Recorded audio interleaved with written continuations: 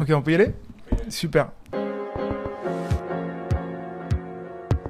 Les premières fois où on s'est parlé, c'est vrai que j'ai vu un tempérament un peu de fonceur, mais tu m'en parlais un peu tout à l'heure, c'est ça qui est marrant. Et donc du coup, je voulais juste déjà que tu te présentes avec tes propres mots, Ok, si tu veux bien. avec plaisir. Donc Anne-Sophie, mon âge, je suis obligée de le donner.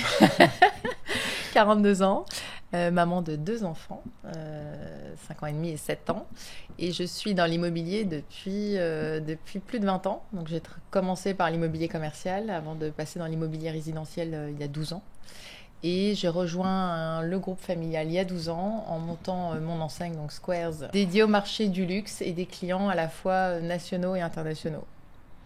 Et le passage entre l'immobilier commercial et l'immobilier un petit peu luxe, c'est un peu spécifique comme industrie, le Ça, luxe. ça n'a rien à voir. C'est deux mondes complètement différents. Et ce qui m'a plu à l'époque, c'était surtout de travailler à mon compte. Je pense que ça aurait pu être n'importe quoi d'autre, mais je voulais plus travailler dans une grosse structure.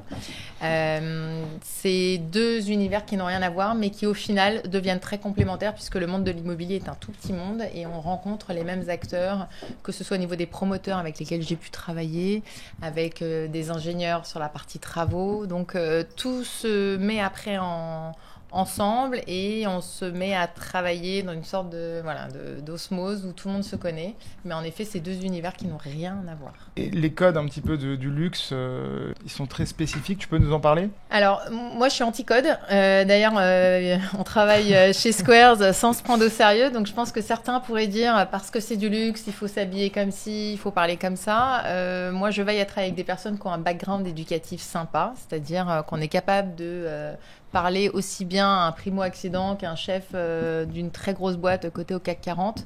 Le luxe, je pense que c'est plutôt un état d'esprit de se dire qu'on veut absolument veiller à ce que le service client soit impeccable.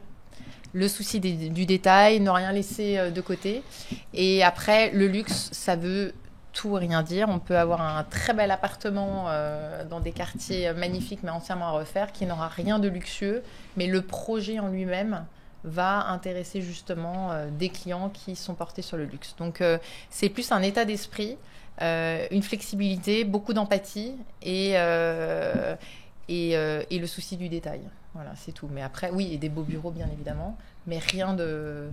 Voilà, pas de être perché sur des talons de 12 cm ou porter des jolies montres, des beaux bijoux. C'est plus un état d'esprit.